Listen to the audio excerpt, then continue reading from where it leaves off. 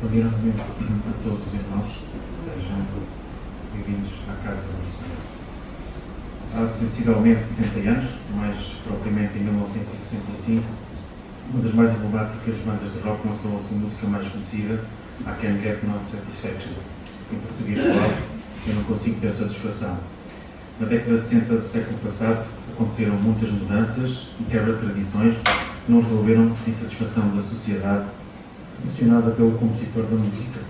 Mas já antes, 2600 anos antes, Isaías registava no seu livro o convite de Deus para as pessoas que se sentem satisfeitas. Isaías 55, 1, 2. Ou vós todos, tendo sede, vindo às águas, e os contentes de dinheiro, vindo, comprai e comai, sim, vindo, comprai, sem dinheiro e sem preço, vinho e leite. Porque gastais o dinheiro naquilo que não é pão, e o produto do vosso trabalho naquilo que não pode satisfazer. Ouvi-me atentamente e comei o que é bom, e a vossa alma se deleite com a gordura. Só um relacionamento pessoal com Deus pode preencher a nossa vida e dar-lhe sentido. É uma decisão que cada um precisa de fazer, aceitar o convite de Deus e ir ao seu encontro. Só Ele satisfaz o ser humano. O convite de Deus em Isaías é repetido também pelo Senhor Jesus cerca de 700 anos depois. João 6,35. E Jesus lhe disse: Eu sou o pão da vida, aquele que vem a mim não terá fome, e quem crê em mim nunca terá sede. Mateus 11,28. Vinde a mim, vós todos que estáis cansados e oprimidos, e eu vos aliviarei. Está aqui alguém connosco, ou que nos está a ver em casa, que esta manhã tem esta sede de Deus, ainda que me dê lugar a Jesus Cristo? Abra a porta do seu coração desde já, e se Ele der acolhida, Ele sempre a ti habitará. Então, queres ser feliz agora? Recebe Jesus Cristo como Senhor da tua vida e obterás agora, pela fé, o presente da vida eterna. Arrepende agora dos teus pecados e põe a tua confiança no Filho de Deus e serás salvo. Atos 16:3, eles disseram: crê no Senhor Jesus Cristo e serás salvo tu e a tua casa.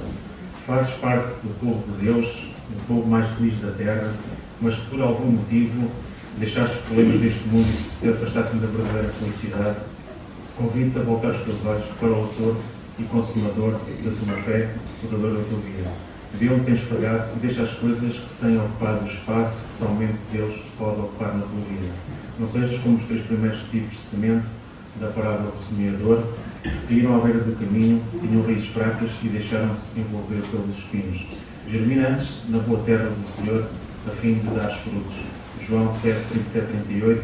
E no último dia, o grande dia da festa, Jesus pôs em pé e clamou, dizendo: se alguém tem sede, venha a mim e beba. Quem crê em mim, como diz as Escrituras, rios de água viva correrão no seu ventre. A nossa felicidade não está em coisas, em situações, em momentos ou em circunstâncias. A nossa felicidade plena está no Deus eterno. O nosso Deus é o mesmo ontem, hoje e eternamente. Feliz és tu, ó Israel, quem é como tu, aprovou Moisés, referindo-se ao povo escolhido por Deus. Tu e eu hoje podemos fazer parte deste povo. Nós que colocamos a nossa confiança em Deus, somos o povo mais feliz da terra. Que esta felicidade habite no teu coração e reine na tua alma, hoje e sempre. Não tenha o nosso culto, de plano de mim, número 51, Régio Gospel, e podemos fazer o que por favor.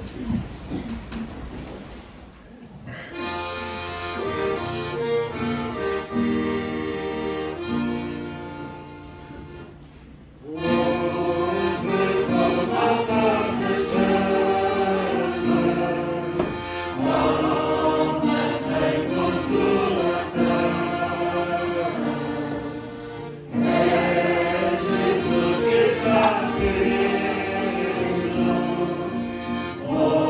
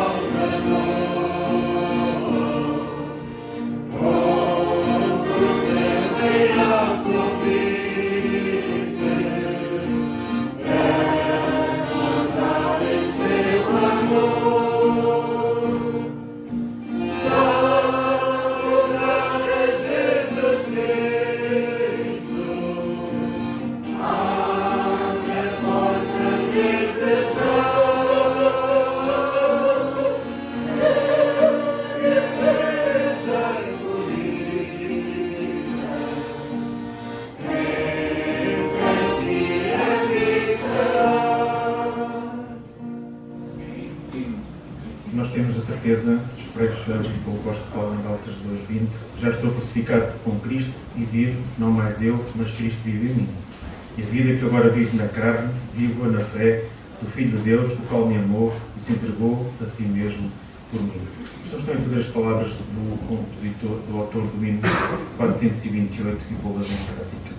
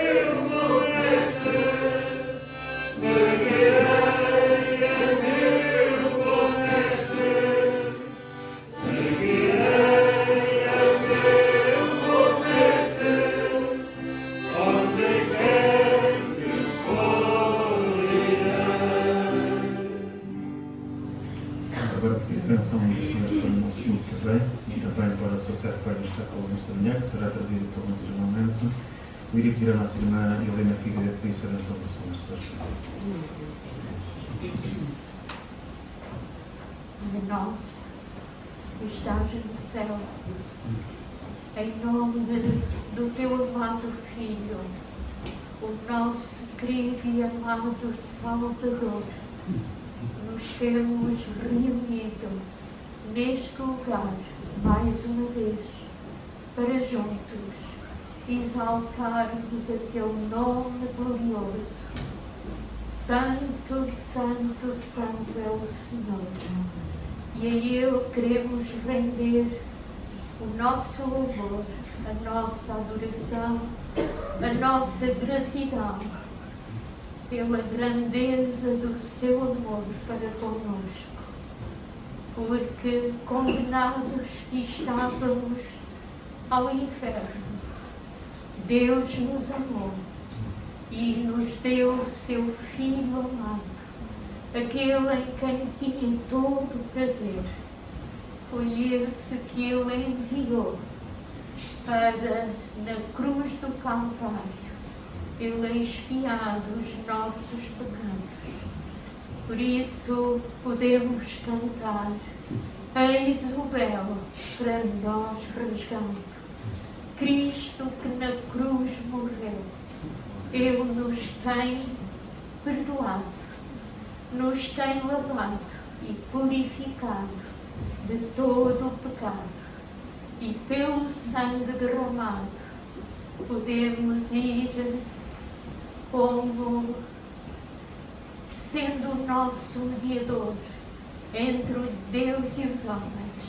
Por ele, o Senhor Jesus, podemos ir ao Pai apresentando o nosso profundo reconhecimento, o nosso amor tão fraquinho, mas temos, porém, no Senhor santa alegria e prazer todo dia no seu amor. Aqui, Senhor, queremos e anulamos pela tua presença conosco. Fala tu, Senhor, e que possamos ouvir e guardar a tua palavra santa, que nos faz andar na luz, como ele mesmo está na luz, para termos comunhão uns com os outros. E o sangue de Jesus Cristo nos purifica de todo o pecado. Aceita a nossa gratidão, o nosso louvor e adoração, em nome do Senhor Jesus. Podem sentar-se, por favor. E anúncios, temos os pedidos de oração que o Miguel está a projetar neste momento. E também as orações dos irmãos pelo meu pai, também vai ser submetido a uma operação à atividade, e temos o sentido de oportunas também pedidos, enviar as orações dos irmãos por ele. Também relembrar a reunião de despedida do Kevin e da Janet, que vai ter lugar, como os irmãos sabem, no dia 26 de janeiro, pelas 15h30, na Garinha Grande. Inscrevam-se, o Abel já partilhou no mail os contactos. Também gostaria de anunciar que o Anderson vai retomar o estudo bíblico no próximo domingo, pelas 16 horas, como habitualmente até aqui. Não sei se há mais algum anúncio ou não. Penso que não. Nas bem-aventuranças, lemos em Mateus 5, 13 a 12, Jesus revela o carácter de todos os que devem ter os que o seguem. O carácter é o que nós somos, demonstrado no que nós fazemos. É o nosso interior refletido nas nossas atitudes. São 8 características essenciais para todos os seus discípulos: ser mansos e bons para com os outros, humildes de espírito e limpos de coração, chorar e ter fome, procurar paz até sermos perseguidos. Bem-aventurado significa feliz ou mais que feliz. Jesus promete que quem o segue e tem aqueles 8 condimentos na sua vida é mais do que feliz. Reparem que Jesus não disse que nos vamos sentir felizes, mas como pessoas nascidas de novo, que buscam a Deus continuamente, somos mais do que felizes. Eu diria mais, é a alegria do Senhor que transborda do nosso interior e nos dá força para viver dia a dia. Neemias 8:10. O verdadeiro cristianismo não está baseado nas circunstâncias, nas comunidades, comodidades ou gostos pessoais, mas depende sempre, em primeiro lugar, de Deus e da sua vontade, que é boa, perfeita e agradável. Romanos 12:2. É Cristo que dá sentido e propósito à nossa vida, e não as coisas que Ele nos dá. Somos livres em Cristo para viver para Cristo e depender dEle com toda a simplicidade. Não somos escravos do nosso eu, mas submetemos de forma voluntária e amorosa a nossa vida àquele que já deu por nós. Romanos 12:1-2. Rogo-vos, pois, irmãos, pela compaixão de Deus, que apresentais os vossos corpos em sacrifício vivo, santo e agradável a Deus, que é o vosso culto racional. E não ser conformados com este mundo, mas ser transformados pela renovação do vosso entendimento, para que experimenteis qual seja a boa, agradável e perfeita vontade de Deus. Nós temos algo inigualável que Jesus ganhou para nós na cruz, que é a salvação. Temos cá dentro a certeza que nos dá a paz e tranquilidade. Somos filhos de Deus. Romanos 8:16. Porque a inclinação da carne é morte, mas a inclinação do Espírito é vida e paz. tendo a alegria do Senhor, que é a nossa força, sejam quais forem as circunstâncias. Uma alegria presente, cá dentro, que só Ele nos pode dar. Somos livres para sermos mais do que felizes e alegres no Senhor. Gênesis 50:20, vós bem tentaste mal contra mim, porém Deus o intentou para o bem, para fazer como se vê neste dia, para conservar muita gente com vida. Que o nosso Deus transforme todo o mal em bem, toda a maldição em bênção, o pranto em festa, o luto em trajes de alegria. Salmo 30:11, a humilhação e tristeza em honra e júbilo. Esther 9:22, toda a destruição em belos edifícios. Jeremias 31:4, toda a amargura e lamento, insatisfação e alegria. Jeremias 31:13. Jesus veio para dar a todos que estão de luto e amargurados uma linda coroa em vez de cinzas, óleo de júbilo em vez de pranto e um manto festivo de louvor em lugar de um espírito ativo. Eles serão chamados carvalhos de justiça, plantação de Deus para a manifestação do esplendor da sua glória. Isaías 61:3-10. Vamos ainda prosseguir o nosso culto em pandemia número 98, nome precioso, e vamos aproveitar para levantar as nossas ofertas para a obra do Senhor.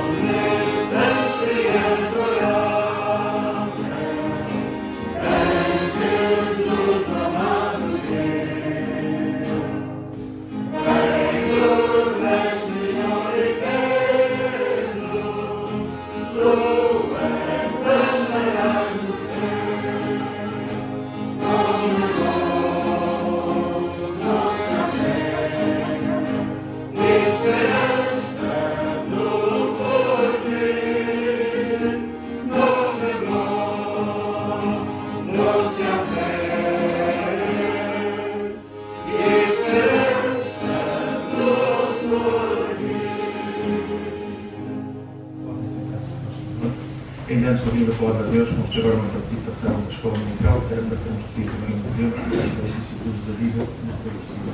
Os temas da Escola Dominical, então, são assim, graças.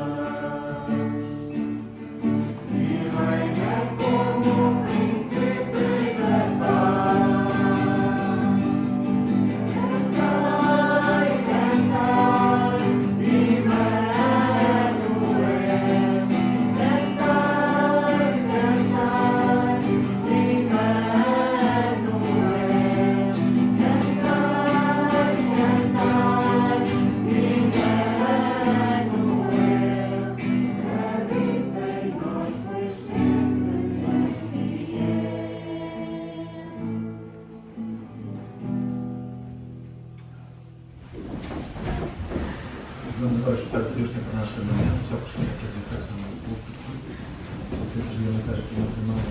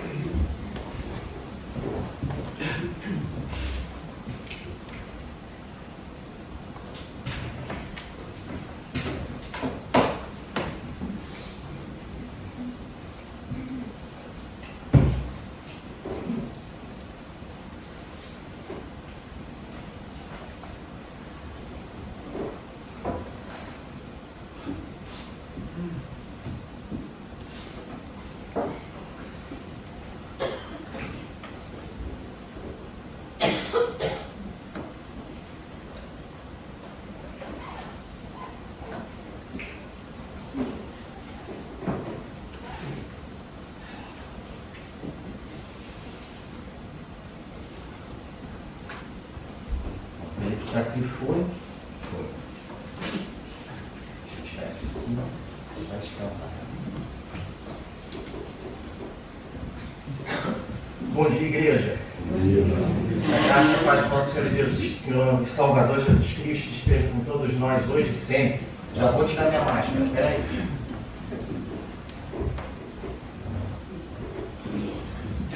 Vou pegar esse aqui com a mão que eu não consigo.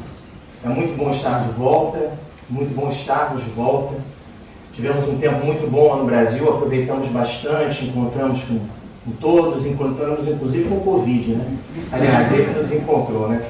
Mas faz parte da vida, graças a Deus não houve nada demais, foi um tempo muito bom, um tempo de oportunidade de encontrarmos com pessoas amadas e ao mesmo tempo que é bom ir para casa, é bom voltar para casa, né? Temos, graças a Deus, 2 casas, uma lá no Brasil, outra aqui, uma igreja lá e outra aqui. Então é muito bom, estamos sempre em casa, essa é a grande vantagem. É muito bom estar de volta e vamos falar das coisas de Deus.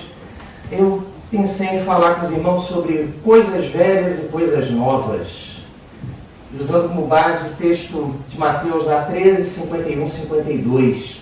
Né? Vou passar algumas imagens aqui, por favor, não entregue a sua idade, tá? Alguém lembra disso aí? as famosas máquinas de escrever. Eu falei para não entregar a idade, já tem gente entregando aí, olha só que coisa. Né? Foram utilizadas durante muito tempo, né? Vários anos, e depois elas vieram a ser substituídas por outras tecnologias, né? Que se mostraram mais adequadas, forneceram melhores respostas, eram mais eficientes e passaram a substituir aquilo que existia, né? Aquilo que era mais antigo foi substituído pelo novo. Se nós pensarmos no telefone, então, aí a coisa fica mais complicada ainda, né? E esse aí eu usei muito, eu lembro dele ainda. Já estou eu aqui entregando a idade. Hoje, né, nós temos tecnologias que suplantaram, né, o que existia de facilidade de utilização do telefone e, né, substituíram por completo, né, aquela tecnologia anteriormente existente. Se nós pensarmos, então, nesse disco aqui bem antiguinho e tal, e que hoje foi substituído por essas penas aqui, fica muito mais evidente que, com o tempo, as coisas evoluem. Existem coisas novas e coisas velhas. Algumas devem ser abandonadas, outras devem ser preservadas, outras devem ir para o museu. Enfim, a vida é assim. Mas será que isso não se aplica não só à tecnologia? Será que isso se aplica à nossa vida também? Será que algumas coisas velhas precisam ser deixadas para trás? Outras devem ser preservadas? Coisas novas devem ser valorizadas? Será que para a igreja também não é assim? Será que algumas coisas não precisam ser renovadas e outras descartadas? Vamos pensar um pouquinho sobre isso e aí vamos utilizar como base o texto de Mateus no capítulo 13, está aqui. Só antes uma pequena história, né, situar você melhor aqui no texto. O Evangelho de Mateus, no capítulo 13, ele fala sobre o ministério de Jesus na Galileia, mas especificamente sobre um momento da vida de Jesus que é chamado o grande ministério da Galileia. Jesus tem, embora isso não seja uma coisa precisa, mas aproximadamente ele tem 3 ministérios na Galileia, um mais curto, um segundo bem grande, que é esse que nós vamos falar aqui, e depois ele tem um reduzido, que é já próximo, né, próximo ao 3º ano do ministério dele, que se aproxima da morte e da crucificação. Esse ministério é provavelmente no 2º ano, né, do ministério de Jesus, esse período aqui entre o ano 31 e o 32 depois de Cristo, tentando ser o mais conservador aqui possível com relação a datas. Jesus estava em Cafarnaum, que era a cidade que era considerada, vamos dizer assim, a cidade central de Jesus, né? Era o local de onde ele partia para realizar as missões. E ele sai de Cafarnaum e vai depois em direção a Galileia. Eu vou passar essa informação só de curiosidade, mas nós vamos falar sobre eventos em Cafarnaum. A distância de Cafarnaum para Nazaré é de 45 quilômetros. Deixa eu pegar uma coisinha aqui que eu vou precisar. Peraí. Senão eu vou conseguir mostrar para vocês. Acho que está aqui. Você pegou, Samuel? Não, né? Ah, peraí. Não peguei. Cadê um negocinho, gente? Sumiu um negocinho. Flávio que pegou então. Mas então eu vou descer para. A Abel não está aí hoje, ele não vai reclamar. Olha que beleza. Olha só. Cafarnaum é aqui, olha. Nazaré é aqui. É esse caminho que Jesus vai fazer. Mais ou menos uns 40 e poucos quilômetros. Só de curiosidade, ele fez esse caminho aqui mais ou menos. Ó. Dá uma olhada no mapinha mais atual. Esse foi o caminho mais ou menos que ele fez. Tá? Ele iria fazer esse caminho antes, ele está em Cafarnaum, depois ele vai para a região da Galileia. Tá? E nesse momento que ele está em Cafarnaum, ele fala sobre 7 parábolas do reino, no capítulo 13. Ele faz uma sequência de parábolas. Ele fala para a multidão, mas especificamente para os apóstolos, acerca de 7 ensinamentos acerca do que era o reino de Deus. Ele divide esses ensinamentos em pequenas porções e depois ele vai confirmar se os apóstolos entenderam o que ele falou. Ele fala sobre parábolas muito conhecidas para nós. Parábola do semeador, do joio, do grão de mostarda, a parábola do fermento, a parábola do tesouro escondido, parábola da pérola, parábola da rede. E aí ele fala sobre coisas velhas e coisas novas. É isso especificamente que nós vamos abordar hoje. Ele fala lá no finalzinho sobre coisas velhas e coisas novas. O que ele fala, essa 8ª coisa, é uma parábola. Quem estuda teologia até é um pouco dividido esse entendimento. Uns falam que isso é uma parábola, outros falam que é uma analogia, enfim. Mas que tem coisa boa lá para nós aprendermos, com certeza há. coisa boa para aprender. Então vamos lá para o texto, Mateus, capítulo 13, versículos 51 e 52. Jesus em Cafarnaum, após ter dito, ensinado 7 parábolas, ele vai falar sobre coisas velhas e coisas novas. Nós vamos refletir em algumas lições sobre o que Jesus falou, depois vamos pensar de que forma isso pode servir para nos alimentar espiritualmente hoje. Mas antes de nós lermos, eu quero orar com você. Vamos orar. Pai, é muito bom estarmos de volta. É muito bom estarmos aqui com os irmãos. E o que eu te peço, Senhor, é que o Senhor fale à tua igreja através da tua palavra, como o Senhor sempre faz. Que o teu Espírito Santo possa dirigir, Senhor, o culto, a mensagem, que o Senhor possa tocar os corações e mostrar, Pai, aquilo que nós devemos fazer diferente. O teu Espírito é capaz de orientar e fazer novas todas as coisas. E é isso que nós pedimos a Ti, Pai, em nome de Jesus. Amém. Meus irmãos, Mateus 13, 51 e 52. Eu vou ler na edição Almeida, Revista e Atualizada. Deve estar bem próximo do que você tem por aí, tá? Diz a palavra do Senhor para nós, versículos 51 e 52. Entendestes todas estas coisas? Responderam-lhe, sim. Então lhes disse, por isso, todo escriba versado no reino dos céus é semelhante a um pai de família que tira do seu depósito coisas novas e coisas velhas. As coisas novas e as velhas aí. É sobre isso que nós vamos falar. O que esse texto tem a nos ensinar? Quais são as lições que ele traz para nós de como podemos viver uma espiritualidade mais saudável, de acordo com a palavra de Deus? E a primeira coisa que esse texto traz para nós é a seguinte, é que existe uma diferença entre conhecer e entender os mandamentos de Deus. E eu vou repetir. Existe uma diferença entre conhecer e entender os mandamentos de Deus. Vamos pensar numa coisa. Jesus se dirige a um grupo de apóstolos que está com ele entre um ano e meio e talvez próximo a 2 anos. E que já tinham ouvido Jesus falar várias vezes sobre o reino, sobre as coisas de Deus, sobre o Pai, sobre a missão dele, sobre o ministério de Jesus, o que ele veio fazer. Jesus ensina algumas parábolas e depois pergunta para eles assim, entendeste? Vocês entenderam o que eu estou falando? Vocês entenderam o que eu ensinei? Ou vocês só ouviram? O que Jesus quer ensinar aqui para nós e para os apóstolos e para nós hoje em dia é que existe uma diferença entre ouvir a palavra de Deus e entender a palavra de Deus. Há diferença. Olha só, Jesus faz essa pergunta se eles entenderam essas 7 parábolas. Parábola do semeador, tá? Só uma coisa, Jesus vai falar sobre o reino de Deus, só que ele vai falar em uma linguagem que eles possam entender, ele fraciona o reino em 7 partes. Primeiro ele diz o seguinte, parábola do semeador, a mensagem não é aceita por todos. Uns aceitam e outros não. Alguns a mensagem frutifica, para alguns, para outros não. Primeira porção do reino de Deus que Jesus passa aos apóstolos. Segundo, parábola do joio. O bem e o mal coexistem no mundo. Deus optou por não arrancar o joio e o trigo juntos de uma vez. Ele optou por postergar o juízo para um determinado momento, a colheita, no qual ele vai arrancar tudo, separar o joio do trigo. Um ele guarda no celeiro e o outro ele queima. Segunda porção do reino de Deus que Jesus passa. Terceira, parábola do grão de mostarda. O reino de Deus começa com uma mensagem pequenininha, começa com um ministério pequeno de um homem que chama 12 homens e em dado momento ele atinge toda a humanidade. Ele vai crescendo, ele vai aumentando, ele vai se expandindo. A fé é assim, a salvação é assim, a mensagem de Deus funciona dessa forma. Parábola do fermento, mesmo jeito. Uma mulher que põe 3 medidas de fermento e a massa toda fica levedada. 4ª porção do Evangelho que Jesus passa. 5ª, parábola do tesouro escondido. Jesus diz, olha, a salvação, a mensagem do Evangelho é como se fosse algo que alguém encontra de muito precioso.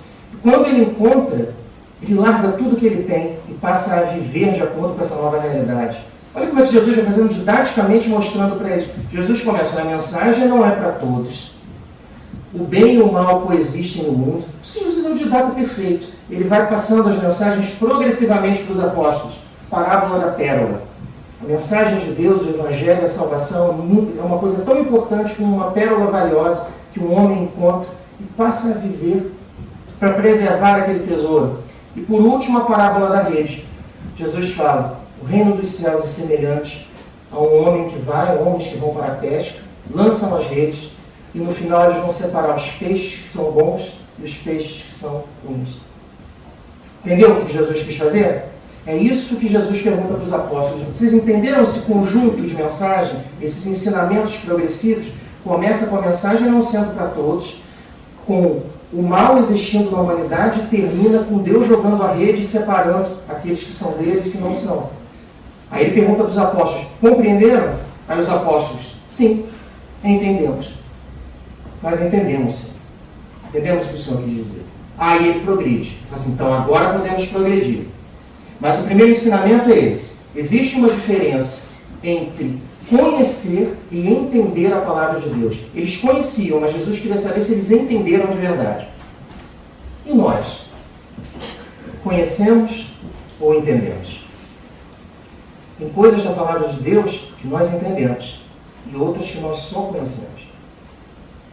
E é por isso que é importante nós sempre mantermos o desejo de nos aproximarmos de Deus e conhecermos mais dele. Segunda lição. Existe uma diferença entre entender e saber aplicar os mandamentos de Deus. Uma coisa é eu conhecer, outra é eu entender e a outra é eu saber aplicar. Aí Jesus volta, por exemplo, aqui no versículo 52. Olha o que Jesus diz. Então lhes disse, por isso, todo escriba versado no reino dos céus é semelhante a um pai de família que tira do seu depósito coisas novas e coisas velhas. Que escriba é esse? Por que ele apareceu aqui? Olha só.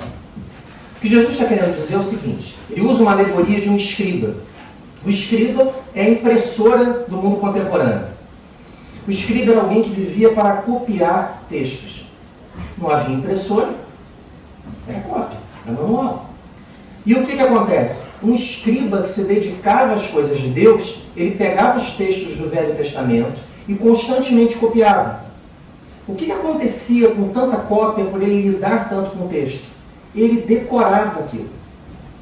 Ele decorava o que tinha ali, de tanto que ele fazia cópias. Ele sabia o que estava ali naquele texto. Só que o que Jesus quer dizer é o seguinte, olha, o escriba, ele se conhece. Porque se eu começar a falar assim, olha, porque Deus amou o mundo de tal forma, todo mundo completa, sabe como é que funciona. Só que a questão não é essa. O que Jesus está dizendo é o seguinte, existe o escriba que copia, lê, decora o texto, mas não sabe aplicar. O que Jesus está dizendo é, eu treino vocês para que vocês sejam escribas versados no reino dos céus. É diferente. E o que Jesus quer dizer com isso? Que existe uma teoria da fé e uma prática da fé. Existe gente que conhece a Bíblia, mas não põe em prática. Existe gente que sabe o texto, sabe o mandamento de Deus, sabe o que Deus quer, mas não faz. Existe teoria e prática. Existe diferença entre conhecer, entender e aplicar as Escrituras e os mandamentos de Deus. E é isso que Jesus está dizendo para os apóstolos. Eu não quero que vocês vivam a teoria, quero que vocês vivam o Evangelho na prática. Não sejam como esse escriba, que só copia, mas não põe em prática. Vamos lá, vamos para a nossa realidade. Você põe em prática? Aí dói, né? Estava tão bom quando era só o escriba, assim, agora veio para cá, ficou ruim, né? Fica. A gente põe em prática.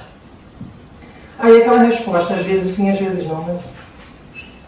Por isso que nós precisamos da ajuda de Cristo, para que Ele nos mostre o caminho, para que nós possamos colocar em prática.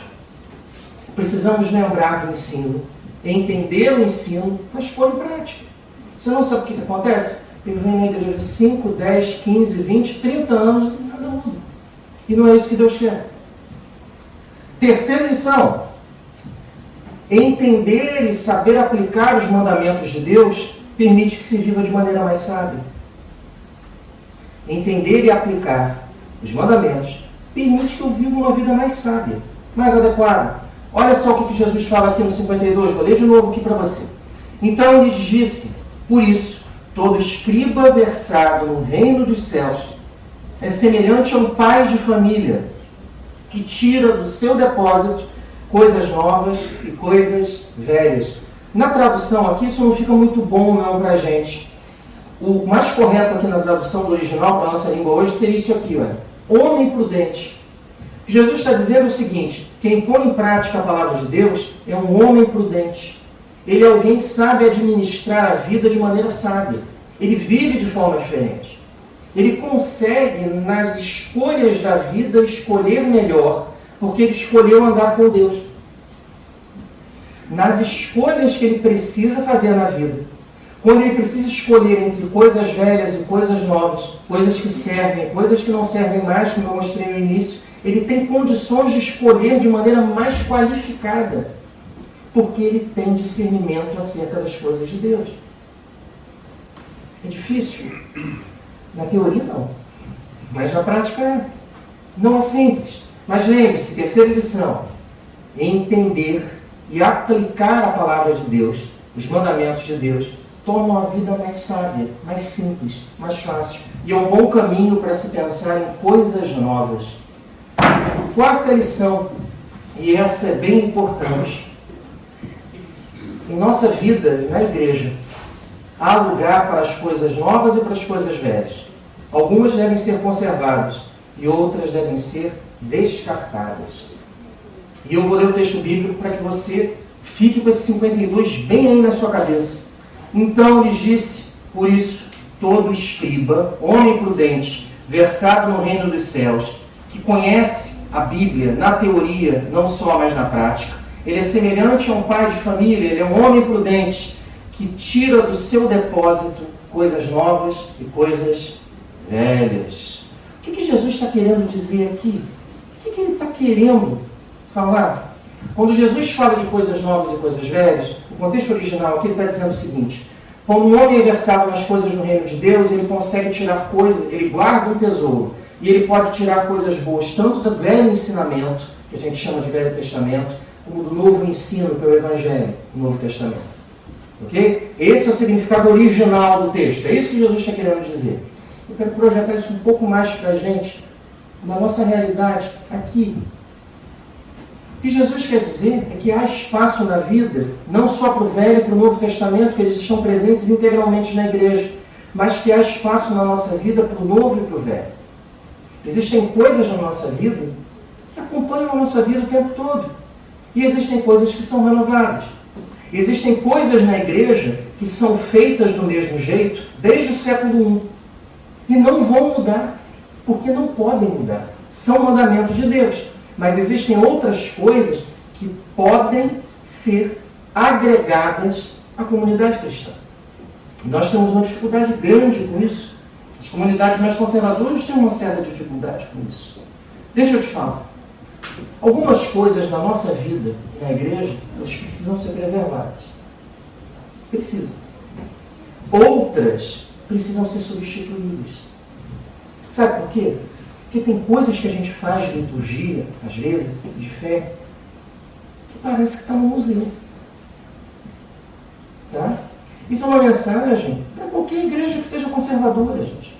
Não é mudar o evangelho, não é mudar a mensagem, não é nada disso, mas ver o mundo com outros olhos. Quando alguém vira e pergunta uma coisa bem simples e diz assim, olha, assim, eu tô achando que minha mulher está meio chata, eu vou substituir ela. Você sabe onde tem na Bíblia ali que diz que não pode fazer isso, não sabe? Aí a resposta é fácil, ela vem fácil. Assim, olha, aqui não pode, isso aqui, não pode. Aí é fácil de responder. Deixa eu te fazer uma pergunta difícil. E aí você vai pensar comigo. Isso é uma pergunta contemporânea da igreja.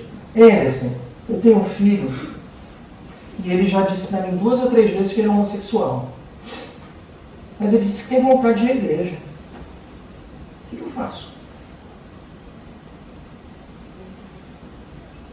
Deixa eu te fazer uma outra pergunta.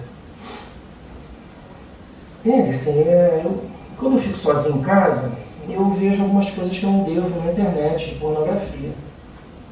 Ah, é? Mas o que acontece?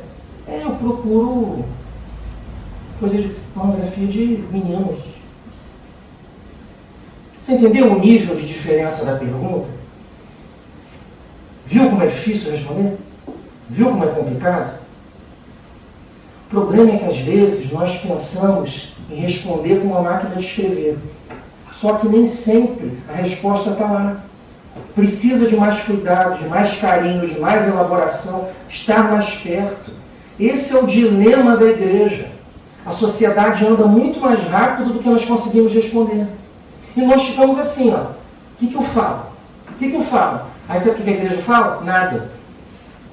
É melhor não falar, né? Deixa. E aí outros vão falar, que não tem autoridade para falar sobre essas questões.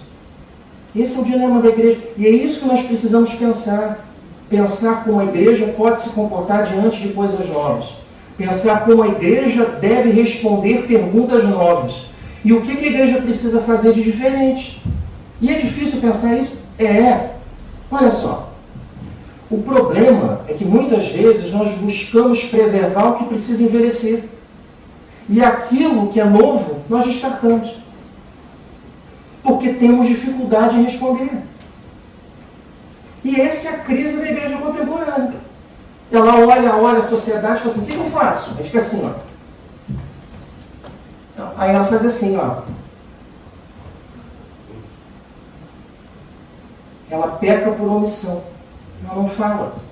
Ela não dá a resposta que ela tem que dar. E que ela sabe dar e precisa dar. Mas para ela dar, ela precisa estar próxima. Ela precisa compreender. E ela precisa fazer diferente. Precisa haver um equilíbrio entre legalismo e graça de Deus. Temos dificuldade nisso. Legalismo e graça de Deus.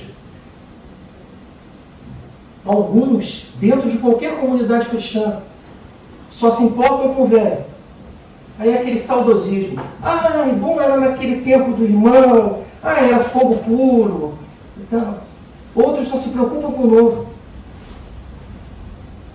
Aí fica um buraco no meio. A igreja é composta de coisas velhas e novas. Ela não é só o novo e não é só o velho. Ela não é só o passado e não é o futuro. O bom da igreja é quando essas coisas se mesclam. E o passado, o presente e o futuro caminham juntos. Isso é difícil para a gente? Demais. Demais. Nós temos dificuldade demais com isso. Muito. Eu tenho de monte. Muita coisa. Deixa eu te fazer 3 perguntas para você ficar menos pior. Olha só. O que nós precisamos conservar na nossa vida e na igreja? O que você precisa conservar? O que é essencial? O que eu não posso abrir mão? O que é o evangelho? O que eu não posso deixar de pensar? O que eu preciso descartar na minha vida e na igreja? E o que eu preciso renovar? O que precisa ser renovado? De novo, o que eu preciso conservar na minha vida e na igreja? O que eu preciso descartar da minha vida e da igreja? E o que eu preciso renovar na minha vida e na igreja? Sabe por quê? O dilema da contemporaneidade da igreja é o seguinte. Nós enfrentamos isso muito bem. Nós nos comportamos muito bem até a década de 60, até a década de 70. Depois a sociedade disparou e nós começamos a olhar a sociedade dando voltas em nós e nós parados assim, olhando. Meu Deus, o que é isso? Nunca vi isso. Como é que pode? O que é isso aqui? E tal. Olha só.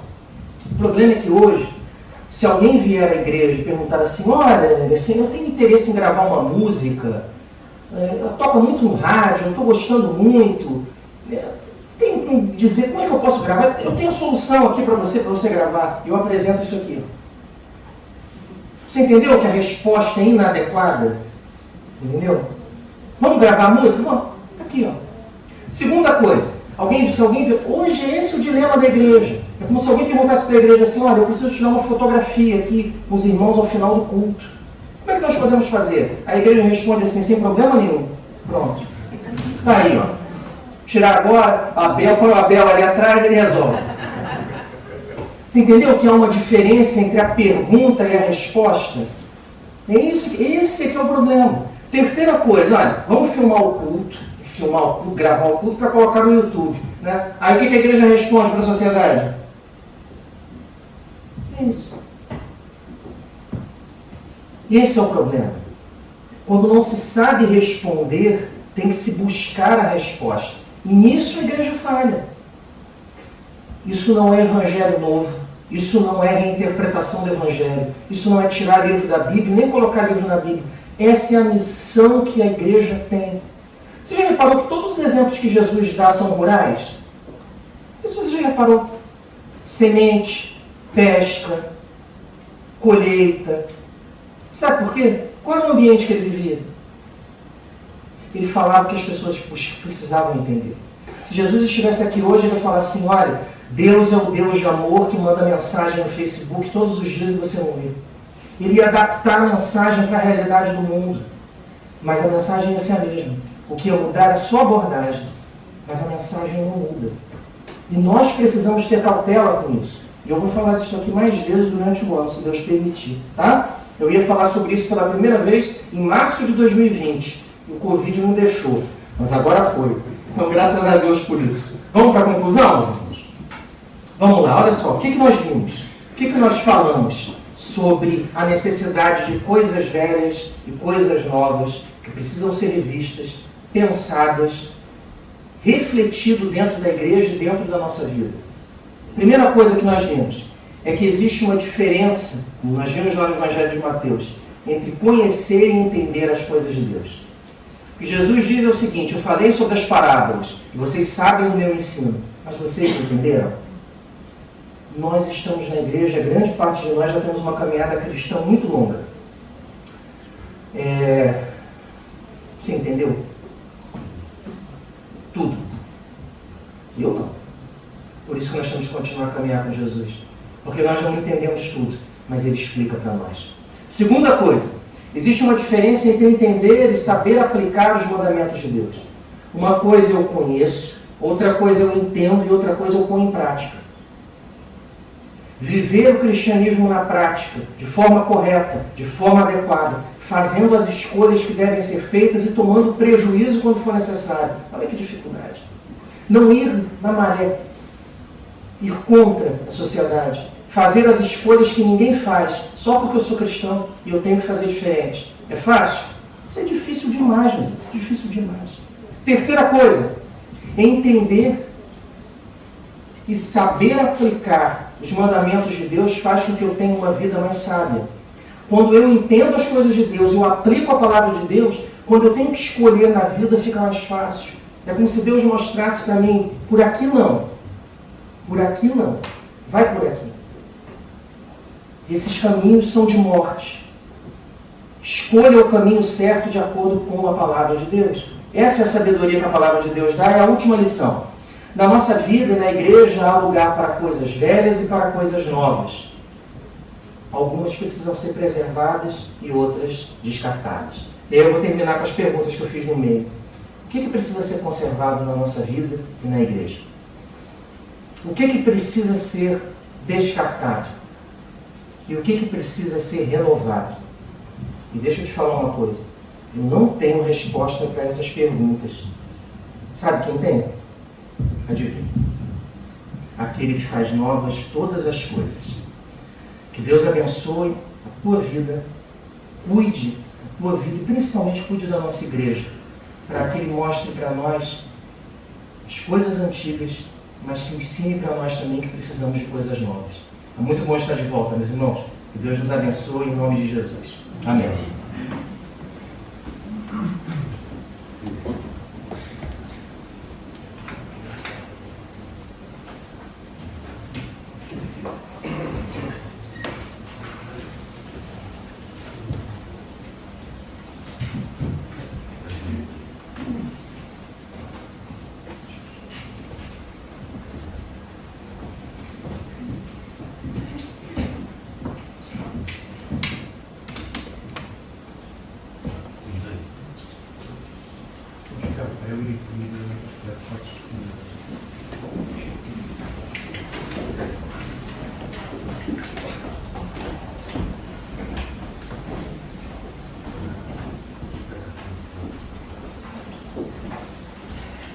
Senhor nosso Deus e nosso Pai, obrigado por mais este dia que nos dás, obrigado por podermos estar seguros, porque realmente somos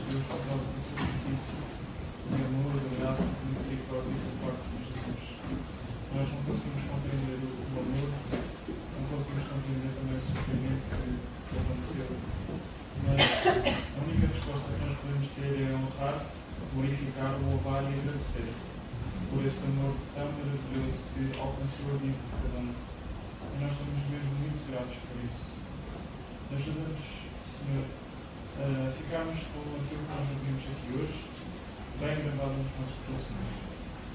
Ajuda-nos a entender que realmente precisamos de entender e de aplicar a Tua Palavra, o Teu Evangelho na nossa vida, para que possamos ter uma vida cada vez mais parecida com aquilo que Tu queres de nós, cada vez mais segundo a Tua vontade, cada vez mais sábia, não com a sabedoria deste mundo, mas com a sabedoria que vem de Ti. E obrigado porque todas estas coisas apenas são possíveis porque Tu, no Teu infinito amor, na Tua graça, não só nos salvaste, como também concedeste o Teu Santo Espírito para nos ajudar em todas estas etapas. Porque sabemos que sem Ele não conseguimos entender, sem Ele não conseguimos pôr em prática e sem Ele não conseguimos viver de forma sábia.